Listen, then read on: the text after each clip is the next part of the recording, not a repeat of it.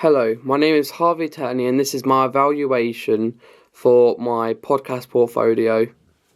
So, the way I came up with my idea of my podcast is because I myself am a mythologist.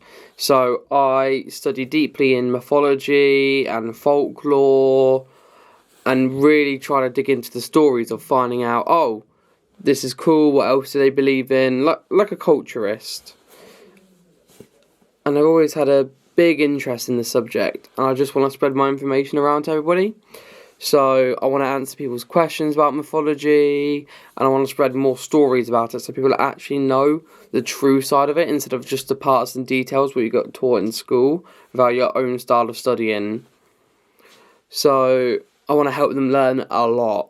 And the way I chose up my name called The Hidden Pantheon is the word pantheon is a group of people who are famous or like a piece of power.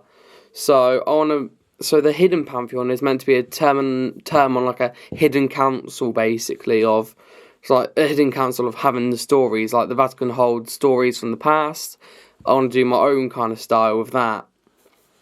So I want to give it like a spooky vibe or like hidden stories that nobody knows. Gives it like a proper timey vibe and secrecy, kind of. That's what I hope to gain from it anyway. But the research I did for existing podcasts showed me that people that mainly did mythology podcasts focusing on one style of stories. So you got one person that does Greek only, or just some parts of Greek, one person who does Japanese and only some parts of it. But I want to make it so my podcast has a bunch of different sections on it where you don't have to switch to different users different times to focus on it. You could just stay on one user. So you could go, oh, I want to learn mythology. Click on the mythology section and you get a whole list of chronological orders with the names on it. So let's say you're on episode 2 and get lost. Oh, I remember it shows me that I'm on episode 2 at this time and there's always a summary at the start of a video so I don't get lost on the previous. So that's what I hope to gain from this using my research. And my audience research that I've done is from my own classmates and audience I gathered from Spotify. So I was looking at mythologies online, like mythology themed podcasts, and looking at their casual audio audience base to find out the median in between, like what numbers they're lowest and what numbers are highest, and finding out the middle section. So using that, I hope to gain an idea of what I can get if I try hard enough or get it out there enough that I can gather around that estimate of audience, which is what I hope for.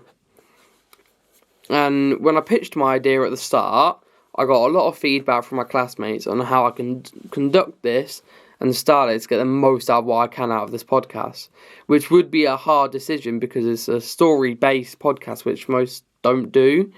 So having all this feedback has really helped me on how to style it the best way I can, so I can still get people's questions in while also telling stories, which I hope to gain from this and really hope to spread information from using this pitched ideas. And I've been focusing on styling it more to match up that sequence. And my branding for my logo is a simplistic ivory brown design which shows what mythologies I'm doing, like Japanese, Chinese, Aztec, Norse, Greek and Egyptian is what I'm mainly going to be focusing on. And we're going from the most popular to the most unpopular, hopefully within, if I do carry on the series.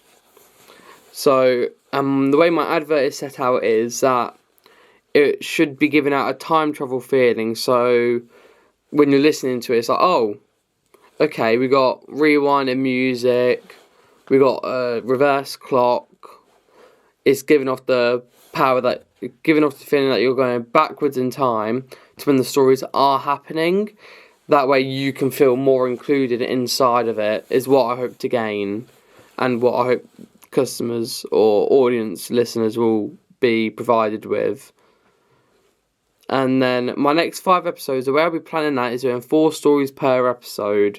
So 4 style chapters of what I previously did like in my pilot episode, to give as much information as I can without leaving too much space or making the episodes too long so viewers stop listening as well. And thank you, this is my evaluation.